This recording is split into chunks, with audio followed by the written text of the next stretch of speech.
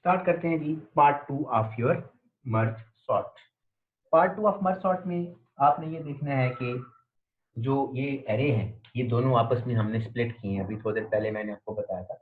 अब इन दोनों एलिमेंट्स को दोबारा फिर हमने ज्वाइन करना है। ठीक है, इन दोनों एलिमेंट्स को ज्वाइन करना है, लेकिन एक खास कंडीशन पे ज्वाइन करना है, वो मैं आपको बताता हूँ कि ये हमारे पास एक थर्ड एरे है। इस एरे का साइज कितना है? 8, 0 1 2 3 4 5 6 7, यानी 0 1 2 3 4 5 6 7 ऐसे। ठीक है, कैसे आपने करना है? आपने ये करना है, इस एरे का एलिमेंट नंबर 0 चेक कीजिएगा। यहां पे इस एलिमेंट का x का एरे का एलिमेंट 0 अगर y वाले एलिमेंट से लेस हो, y ऑफ 0 से लेस हो, तो फिर क्या करना है आपने? फिर आपने इसको y वाले एलिमेंट को इधर ले आना है। ठीक है, और y वाले एलिमेंट का जो पॉइंटर है वो आगे ले जाना है। पॉइंट समझ में आ रहा है नहीं आ रहा? मैं दोबारा चलें इसके बारे में मैं दोबारा फिर आपको ऐसे फिर दोबारा करके दिखाता हूँ। ये हमारे पास एरे है, ये इसका इंडेक्स है 0 1 2 3, ये 0 1 2 3। अब i जो है ना वो पॉइंट आउट कर रहा है इस 0 को, i में 0, और j जो है ना वो पॉइंट आउट कर रहा है इस लोकेशन 0 को, इसको। ठीक है, अब इसमें हम लोग ये कर रहे हैं कि मैं आपके सामने कंडीशन रख रहा हूँ। मैं कंडीशन ये रख रहा हूँ कि मैं डायरेक्ट ड्राई रन नहीं करना चाह रहा प्रोग्राम का कोड जो है वो। मैं चाहता हूँ पहले आपको बैकग्राउंड पता चले। अगर if x of i is less then y of j, ठीक हो गया? If x of i is less then y of j, x of i में क्या पड़ा हुआ है? 3 is less then y of j is less then y of j में क्या पड़ा हुआ है? 1। 3 इज लेस देन 1, कंडीशन क्या हो जाएगी? फॉल्स। अगर तो ये कंडीशन फॉल्स हो जाती है, यानी आपका ये वाली कंडीशन फॉल्स फॉल्स होने का मतलब ये है कि इसका कोई एल्स पार्ट है इफ का, वहां पे कंट्रोल जाता है। यानी अगर ये कंडीशन ट्रू है तो ट्रू हुई नहीं, मैं कुछ स्टेटमेंट नहीं लिखता, एल्स में जाता हूँ। एल्स तो मैं ये करता हूँ कि ये जो एरे है इसका नाम मैं रख देता हूँ नम, फॉर एग्जाम्पल नम ऑफ नम में आप क्या रखेंगे? नम में आप कोई ना कोई वैल्यू रखेंगे ना, कि नम की किस लोकेशन के ऊपर। वो जेनेरिक अभी मैं बनाऊंगा, अभी मैंने जेनेरिक नहीं बनाया, मैं जेनेरिक बनाऊंगा। चलिए मैं कहता नम ऑफ पी, पी में हमारे पास 0 पड़ा हुआ है, फर्स्ट करें पी में हमारे पास पड़ा हुआ है 0। Num of p is equal to y of I,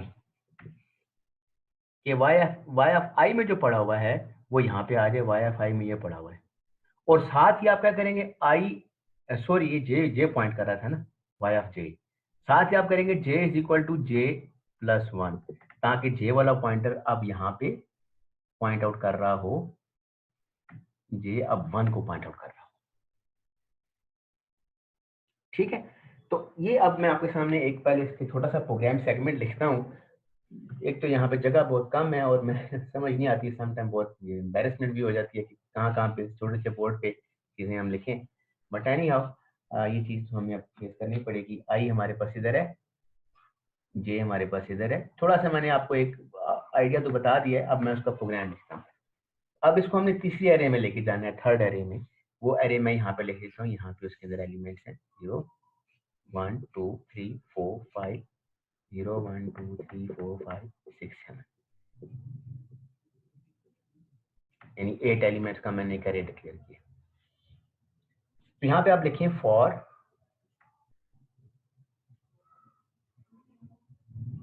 int p is equal to 0, p is less than, जो साइज ऑफ एरे आपके पास टोटल कितना था? r था ना, यानी r में टोटल 7 एलिमेंट्स थे, तो r प्लस 1 यानी टोटल जो ये वाला जो एरे है, ये वाला num1 वाला जो एरे, इसका साइज हमने निकाला था ना 8 था, उसको भी आपने कोई फार्मूला बना के आपने रखना है। ठीक है, कोई ना कोई फार्मूले में आपने उसकी वैल्यू को रखना है। जे हमारे पास ऐसे ऊपर कर देता हूँ, तो मैं डायरेक्ट यहाँ पे 8 लिख देता हूँ। तो फार्मूला बनाना बड़ा आसान है। इस ये जो एरे यूजर जो डिक्लेयर कर रहा है, इसका कैसे साइज आप निकाल सकते हैं। आप सिंपल आप लिखें S3 इज इक्वल टू, इस एरे का साइज निकालें। मैंने वैसे बताया तो है आप लोगों को कि टोटल एलिमेंट्स कितने होंगे उसमें, मैंने बताया तो है आपको R। तो आप ये कह सकते हैं डायरेक्ट R यूज करें। R में कितना था, R में तो हमारे पास वो आ रहा था -1 किया था ना। तो आप सिंपल ये करें S3 is equal to size of, यहाँ पे आप एरे पास कर दें जो भी आपके पास एरे है नाम, डिवाइडेड बाय 4, और उसको माइनस ना करें उसमें से, यानी टोटल हम चाहते हैं कि वो हमारे पास 8 तक चले फर्स्ट एरे। चलिए अगर आप उसको माइनस भी कर देते हैं तो कोई बात नहीं, ऐसे कर चलिए P is equal to R. तो कंडीशन हम जैसी भी लगाना चाहें हमारी मर्जी है ना, लेस देन की नहीं लगाते, इक्वल टू लगा देते हैं कि जब तक पी आर के इक्वल नहीं होता तब तक ये लूप चलता रहे, पी में ऐड होता रहे पी प्लस प्लस। ठीक है, इसके अंदर हमें दो कंडीशंस लगानी है, वो कंडीशंस आपने समझनी है। पहली कंडीशन ये है, आइडिया तो मैं आपको पहले ही दे चुका हूँ, करना क्या है कि यहाँ पे इन दोनों एलिमेंट्स को कंपेयर करना है। अगर ये वाला एलिमेंट इससे लेस है तो इस एलिमेंट को इधर मूव करना है और इस आई को इंक्रीमेंट करना है ताकि अगली लोकेशन को पॉइंट आउट करें। ठीक है, तो यहां से हम स्टार्ट करते हैं। If x of i is less then y of j। ठीक है, x of i is less then y of j। इस वक्त दोनों पॉइंट आउट कर रहे हैं 0 0 लोकेशन के ऊपर। मुझे रब करना पड़ेगा, ये जो एरे है ना नीचे वाला, ये मुझे जरा रब करना पड़ेगा, मुझे कंडीशन यहाँ पे लगानी है। तो अगर तो ये वाली वैल्यू, अभी तो ये वैल्यू इससे लेस नहीं है, तो नीचे मैं स्टेटमेंट नहीं लिखता, मैं यहाँ पे आ जाता हूँ एल्स, क्योंकि स्टेटमेंट लेस तो है नहीं। तो मैं लिखता हूँ एल्स, यहाँ पे मैं लिखता हूँ एल्स, एल्स के अंदर मैं यहाँ पे लिखता हूँ कि क्या करे, ये वाली वैल्यू इससे लेस नहीं है, इसका मतलब है ये वाली वैल्यू बड़ी है, तो ये वाली लेस है ना, इसे हमने एरे में लेके जाना है। तो यहाँ पे आप लिखें जो एरे आपके पास है num of p is equal to num of p is equal to y of j। ठीक है, और साथ ही लिखते हैं j प्लस प्लस, j में इंक्रीमेंट कर,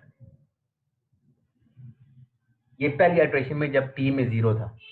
अब p में इंक्रीमेंट होगा, p में 1 आ जाएगा, 1 is equal to 7, no 1 is not equal to 7, दोबारा फिर आएगा। i में वही वैल्यू पड़ी हुई है 0, j जो है वो पॉइंट आउट कर रहा है 1 को, अब i में 0 ही पड़ा हुआ है, दोबारा फिर आएगा यहाँ पे। If x of i 3 is less then y of j, j में इस वक्त 1 पड़ा हुआ है, 3 is less than 5, condition true हो जाती है। फिर आपने क्या करना है, नम ऑफ p, ठीक है, p में ऑलरेडी 1 आ चुका है ना, num of p is equal to x of i। ठीक, और साथ ही आप लिखेंगे i प्लस प्लस, i में इंक्रीमेंट कर देंगे। इस सारे प्रोग्राम जब ये चलेगा तो होगा क्या, तो यहाँ पे मेरे ख्याल से जगह है थोड़ी सी, हमारे पास है जगह, ये है जगह 0 1 2 3 4 5 6 7, 0 1 2 3 4 5 6 7, इंडेक्सिंग मैंने साथ लिख ली ऐसे करके। अच्छा, अब यहाँ पे आप चेक करें, जो पहली कंडीशन थी आई 1 यहाँ पे आ गया था, दूसरी कंडीशन जब यहाँ पे आया 1 यहाँ पे आया, जी आपका 1 आगे मूव हो गया। अब यहाँ पे सेकंड कंडीशन आ रही है, तो 3 इधर आ जाएगा और आई जो है मूव करके वो पॉइंट आउट करना शुरू कर देगा इस लोकेशन को। ठीक है, अब आई में चला गया 1, ठीक है, आई में 1 है, जे में भी 1 है, फिर दोबारा लूप आपका पी में कितना चला जाएगा, पी में 1 था, पी में अब 2 इंक्रीमेंट हो जाएगा, पी में 2 चला जाएगा। अब दोबारा से लूप चलाएं, if x of I 10 is less than 5, 10 तो 5 से लेस नहीं होता, एल्स में आ जाएगा। एल्स में आएगा तो क्या करेगा, num of p, num of p में क्या लोकेशन 2 पड़ा हुआ था, 2 is equal to y of j, y of j mean ये 1 5, तो 5 यहाँ पे पुट कर देगा और साथ ही जे में इंक्रीमेंट करेगा, जे पॉइंट आउट करना शुरू कर देगा इस 2 को। ठीक है। फिर यहाँ से कंट्रोल वापस जाएगा, पी में इंक्रीमेंट करेगा, पी में चला जाएगा कितना 3, दोबारा जाके चेक करेगा एक्स ऑफ आई में 10 ही पड़ा हुआ है, एक्स ऑफ 10 यानी यहाँ पे 10 is less than Y of, ये देखिए वाई अभी जे यहाँ पे 2 में चला गया था ना, जे में इंक्रीमेंट हो गया था 25, क्या 10 25 से लेस है, कंडीशन क्या हो जाती है, कंडीशन ट्रू हो जाती है। तो क्या करेगा, पी ऑफ 3 में लेके जाएगा किसको, यानी 25, ये 25 से लेस है ना 10, 10 यहाँ पे ले आएगा और साथ ही आई में इंक्रीमेंट कर देगा, आई में चला जाएगा कितना 2, अब आई इस लोकेशन को पॉइंट आउट कर रहे हैं। तो इसी तरह से जब ये लूप कंप्लीट होगा तो जितने भी एलिमेंट्स यहाँ पड़े हुए हैं ये सारे के सारे यहाँ से शिफ्ट होके ये यहाँ पे आ जाएंगे, लेकिन सॉर्टेड ऑर्डर में आएंगे। ठीक है, अभी तक मैंने आपके सामने जो एक्सप्लेन किया है ना, ये पूरा एक प्रोग्राम है जिसमें मैंने ये बताया पार्ट 1 में कि एक एरे को 2 पार्ट्स में कैसे डिवाइड करना है, 2 डिफरेंट एरेज में कैसे लेके जाना है, फिर उन 2 डिफरेंट एरेज को पहले आपने स्प्लिट किया, अब उनको आप क्या कर रहे हैं, मर्ज कर रहे हैं, लेकिन मर्ज ऐसे कर रहे हैं कि एलिमेंट सॉर्ट होके जाएं। ठीक है ना, आपने मर्ज किया अभी 2 एरेज को, पहले आपने मेन एरे था उसको आपने स्प्लिट किया, स्प्लिट करने के बाद फिर मैंने कहा जी अब आप इसको क्या करें, इसको दोबारा से ज्वाइन करें, ज्वाइन का मतलब क्या है, मर्ज करें, लेकिन मर्ज करते हुए मैं क्या कर रहा हूँ, मर्ज करते हुए मैं सॉर्ट कर रहा हूँ, यानी 3 इज लेस देन 1, अच्छा 1 पहले आ जाएगा, 3 अभी 3 रखें, तो इसे हम कहते हैं मर्ज सॉर्ट। लेकिन ये कंप्लीट नहीं हुआ, ये उसका छोटा सा एक हिस्सा है जो मैंने आपके सामने अभी एक्सप्लेन किया है, दिस इज द पार्ट 1। अभी मैं आपको स्लाइड्स में से इसकी वो ये जो एग्जीक्यूशन ये वाली सारी हो रही है मैंने स्लाइड में भी रखी हुई है, तो मैं वहां पे भी आपको इसको जाके आपके सामने दिखाता हूँ।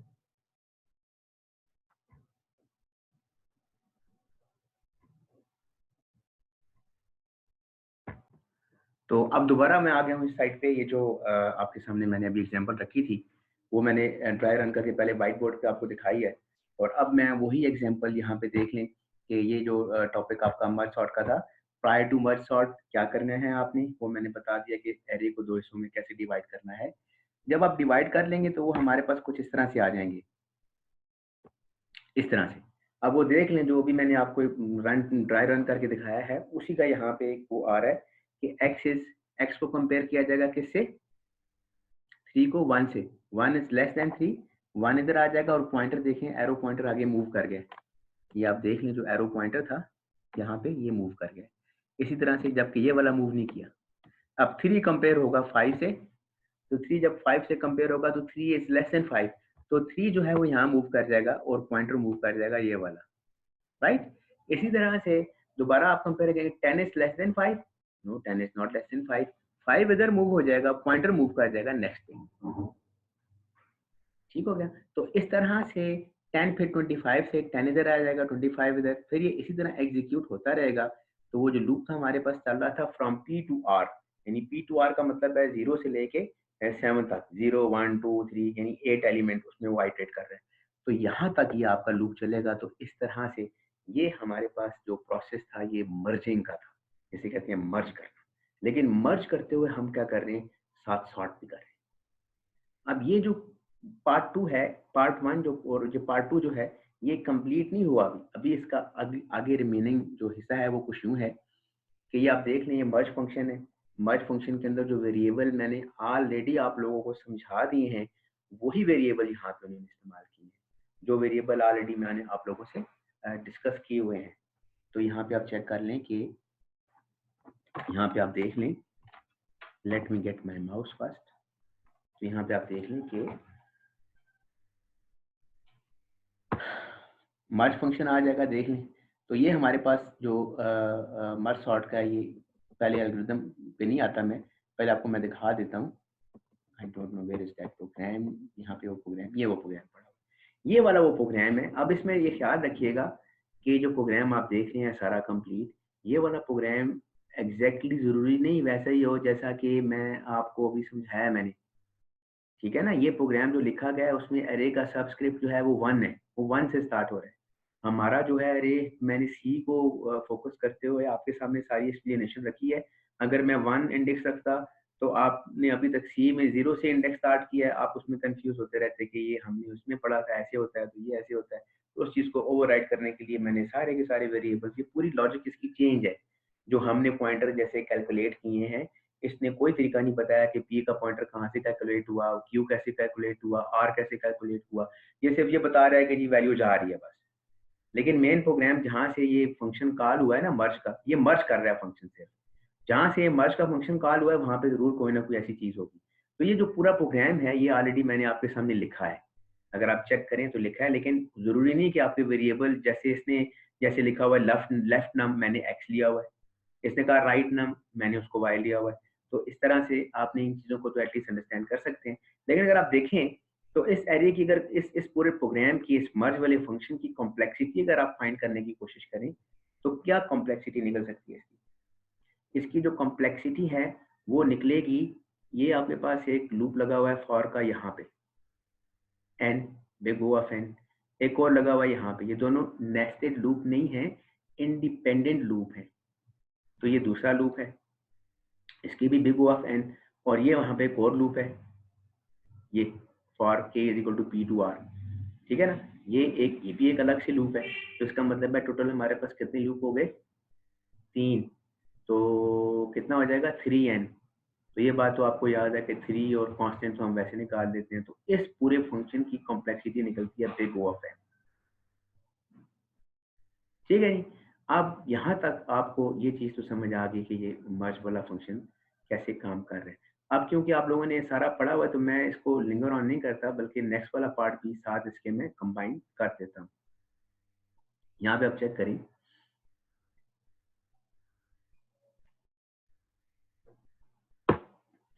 तो ये यहाँ पे वही चीज लिखी हुई है उसने जो मैंने अभी आपसे बात की है कि बिग ओ ऑफ एन ही इसकी कॉम्प्लेक्सिटी निकलती है।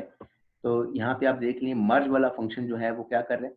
अब मर्ज सॉर्ट में होता क्या है, मर्ज सॉर्ट में ये होता है कि इसका जो जो रूल है वो ये है कि आप एक एरे को रिकर्सिवली आप उसको डिवाइड करते रहते हैं, 2 हाफ्स में डिवाइड करते जाते हैं करते जाते हैं करते जाते हैं। वो इतना ज्यादा डिवाइड हो जाता है कि उसमें सिर्फ एक एक एलिमेंट रह जाता है। जब उस एरे में एक एलिमेंट रह जाता है फिर आप उसको मर्ज करना शुरू करते हैं और मर्ज करके दोबारा एरे बिल्ड करते हैं, और वो ऐसा एरे होता है जो कि सॉर्टेड होता है। अब जरा चेक कीजिएगा, यहाँ पे एक ग्राफिकली कुछ शो की हैं चीजें मैंने। ये देखें हमारे पास ये एक एरे है। तो सबसे पहले आपने क्या करना है, आपने एरे को मर्ज करना है, यानी n/2 दो हिस्सों में डिवाइड किया। ये आपने डिवाइड किया इसको, ये अलग हिस्से में डिवाइड हो गया। फिर आपने क्या किया, इसको फर्दर 2 पार्ट्स में डिवाइड कर दिया, 2 हाफ्स में डिवाइड कर दिया, इसे भी 2 हाफ्स में डिवाइड कर दिया। ठीक है, उस वक्त फिर दोबारा आपने इसको डिवाइड कर दिया 2 हाफ्स में, फिर इसको 2 हाफ्स में डिवाइड कर दिया। अब यहाँ पे देखिए 5 एलिमेंट हैं, 1 2 3 4 5। तो वो आपका जो रूल है, जरूरी नहीं है कि आप जब कहें कि हाफ में डिवाइड करना है तो 44 तो दरमियान में आ गया, क्या करें, तो 44 का 4 एक तरफ ले जाते हैं, दूसरा 4 दूसरी तरफ ले जाते हैं, ऐसा नहीं है। तो किसी जगह पे जब फ्लोर का फंक्शन आप यूज करेंगे, जैसे यहाँ पे आप देखें 5/2, और फ्लोर का फंक्शन आप यूज करें या सीलिंग का फंक्शन यूज करें, तो जो भी आपकी अरेंजमेंट बनती है आप उन एरे के एलिमेंट्स को वहां पे लेके जा सकते हैं, कोई प्रॉब्लम नहीं है इसमें। ये जो एग्जांपल है शायद इसने फंक्शन जो यूज किया है, मेरे ख्याल फ्लोर का ही यूज किया है। फ्लोर का फंक्शन यूज किया तो 2 एलिमेंट इधर आ गए और रिमेनिंग एलिमेंट जो है वो इस लोकेशन पे चले गए। इसी तरह यहाँ पे आप देख लें 3/2, तो इसने फ्लोर का ही फंक्शन यूज किया कि 3/2 करें 1.5 आता है, फ्लोर का फंक्शन होगा तो 1 आ जाएगा। 1 एलिमेंट वो यहाँ पे ले आया, बाकी 2 एलिमेंट उसने यहाँ पे एडजस्ट कर दिए हैं। और ये आप देख लें इसी तरह से ये वाला एरे था, इसने 2 हाफ में डिवाइड किया, फिर ये वाला एरे 2 हाफ में डिवाइड हुआ। उस टाइम तक ये डिवाइड होता रहा, स्प्लिट होता रहा, जब तक एरे के सारे एलिमेंट्स में 1 आ गया हो। तो जब ये सारे डिवाइड हो जाएंगे उसके बाद फिर क्या होगा, फिर आपने इनको क्या करना है, मर्ज करना है। पहले आपने स्प्लिट किया, जब सारे एलिमेंट एक एक एलिमेंट रह जाएगा सारी जगहों पे, फिर आपने इसको मर्ज करना है। मर्ज कैसे करेंगे, ये वही एरे है जो पिछले वाला जो मेरे आपके सामने मैंने दिखाया, सिर्फ इसको थोड़ा सा लोकेशन थोड़ी सी इसकी वो कर दी गई है ताकि आप लोग इसको समझ सकें। अब देखिए सबसे पहले क्या करेंगे आप, जो सबसे आखिरी एलिमेंट था, अगर पिछली स्लाइड पे जाके देखें, ये ऐसे बना हुआ ना 54 26 ऐसे बन रहे हैं, सारे सिंगल सिंगल एलिमेंट सब में रह गए ये वाले। ये देखें ये सारी कंप्लीट यहाँ से यहाँ तक। अब आपने क्या करना है, इसको मैं उल्टा कर दिया ना ताकि दोबारा इसको मर्ज कर सकें हम। तो 54 और 26 को मर्ज करें, तो मर्ज करते हुए आपने सॉर्ट करना है, यानी मर्ज सॉर्ट, यानी ड्यूरिंग मर्ज करते हुए आपने इसको सॉर्ट कर देना है। कैसे सॉर्ट करेंगे, 55, 54 और 26 को अगर आप करें, कंपेयर करें, वही वाला लूप जो भी मैंने आपको बताया कि आई और जे और f x i is less than Y of i, इस तरह करके देखें तो ये क्या हो रहा है। यहाँ पे आप देखिए 26, 54 इज लेस देन 26, नहीं 26 इधर आ जाएगा और 54 इधर से आ जाएगा, वही वाला जो कॉन्सेप्ट है। इसी तरह 93 और 17 में देखें, 17 इधर 93 इधर, 77 31 में 31 इधर 77 इधर, 44 पहले इसको देख लें, 55 और 20 को 20 इधर और 55 इधर, पहली आइट्रेशन में सारा ये हमारे पास एक स्टैक बन जाएगा ऐसे, ये एक हमारे पास एक आउटपुट आ जाएगी। फिर दोबारा इन दोनों को आपने कंपेयर करना है और थर्ड जगह पे लेके जाना है इधर, ठीक है, लेके जाएं 26 और 54 को कंपेयर करें तो क्या हो जाएगा, 26 और 54 को कंपेयर करें, यहाँ पे आप खुद भी नजर नहीं आ रहा कि जैसे 26 54 को कंपेयर करेंगे 26 इधर आ जाएगा और 54 26 और 17 को कंपेयर करें, सॉरी क्योंकि ये दो हाफ बन जाएंगे ना आपके पास, ये वाले, ये दो हाफ आप अलग कर लेंगे और ये वाले दो हाफ आप अलग कर लेंगे, ठीक है। तो 26 और 26 और 17 को कंपेयर, 17 इधर आ जाएगा, 26 आपके पास, फिर उसके बाद क्या करें, पॉइंटर आगे चला जाएगा, 26 और 93 को कंपेयर करें तो 26 इधर आ जाएगा और पॉइंटर यहाँ 54 पे आ जाएगा, 54 93 को कंपेयर करें तो 54 लेस है, 54 इधर आ जाएगा और 93 इधर आ जाएगा। इसी तरह आपने ये वाला हाफ कंपेयर करना है। अब क्योंकि मैंने एक टेक्निक आपको बता दी है, बाकी आप ब्रेनस्टॉर्मिंग कर सकते हैं, ऑनलाइन क्लास का सेशन मैंने रखा हुआ है, आप उसमें मुझसे क्वेश्चन पूछ सकते हैं। ये आज की क्लास की रिकॉर्डिंग है तो मे बी के मैं आपको ऑनलाइन सेशन में ये इसका सारा रिव्यू बता दूंगा। और आखिर में देखें ये हमारे पास हाफ से इनको कंपेयर किया, उसके बाद फिर इनको आपस में चेक किया और फाइनल जो हमारे पास आउटपुट आई देख लें कि मर्ज सॉर्ट में हमने सॉर्ट मर्ज करके हमने इनको सॉर्ट कर दिया। ये देख लें इसका एल्गोरिदम है, ये इसका एल्गोरिदम है ये वाला। तो इसमें कैसे हम वैल्यू सेंड कर रहे हैं, तो ये वही वाला जो मैंने बताया था आपको कि फ्लोर का फंक्शन यूज करके आप उसको वैल्यू सेंड करें। तो अभी उसकी कॉम्प्लेक्सिटी निकाल रहे हैं। तो कॉम्प्लेक्सिटी कैसे निकाल रहे हैं, ये हमारे पास देखिए पहला आपके पास था मर्ज, आपने मर्ज वाला फंक्शन कॉल किया, यानी पहले वाले जो अभी बस आखिर में एक एलिमेंट बच जाता है, फिर दूसरे वाले के लिए मर्ज का फंक्शन कॉल करते हैं। ये बेसिकली जो मर्ज हो रहा है ना ये वाला, ये हमारे पास मर्ज सॉर्ट हो रहा है, स्प्लिट हो रहा है, दोनों जो जो एरेज हैं स्प्लिट होते जा रहे हैं होते जा रहे हैं। ये n/2 एक अलग जगह, यानी ये मेन एरे था ना, एक इधर हो गया, ये वाला पार्ट ये रिप्रेजेंट कर रहा है, ये लेफ्ट वाला जो पार्ट है, ये राइट वाला आ गया।